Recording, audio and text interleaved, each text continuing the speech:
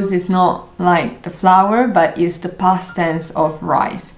And where you're going to analyze this data, you will mostly use the past tense. So it's very important that you know the simple past of most of movement verbs. And remember, we have movement verbs, but we have also movement nouns. So for example, we have deep, ditch, hollow, rise, search, climb. So it's very important to know both the synonyms and the antonyms. More specific is the vocabulary that you use, more points you will get in the writing task.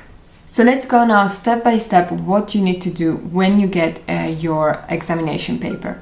The first thing is to immediately recognize the type of graph. So you need to have the vocabulary, the terminology around the type of graph.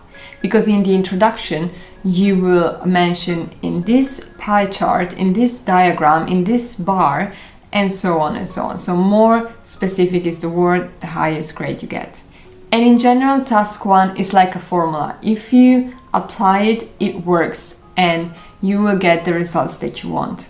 So you will first start with a short introduction, let's say 1 or 2 lines, where you describe the phenomenon the graph is analyzing. Then you move to a general comment on the main characteristic of the graph, the diagram or the bar, and you focus then more specifically on significant data variation and you comment on those. Remember, do not write any conclusion. Conclusions are for the essay, for the argumentative text.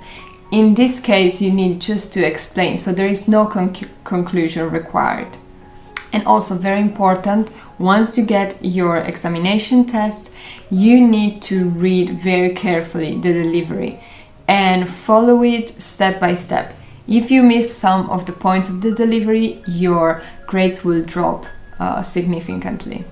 And also another common mistake is using a different unit of measurement. So first of all, when you get the graph, please check the unit of measurement. It could be feet, inches, centimeters, meters, and check also the time frame that the graph focus on. Check if it's the present, in the past, or in the future, so that you will know also what kind of verbs, tenses you are going to use. Then look at the axis, what those axes describes. This is very useful for the introduction because it will help you to describe the graph.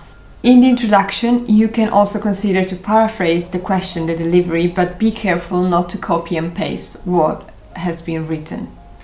And remember, it's not like at high school or in some cases at university that more you write, the better you are, the more intelligent you are, the highest grade you get.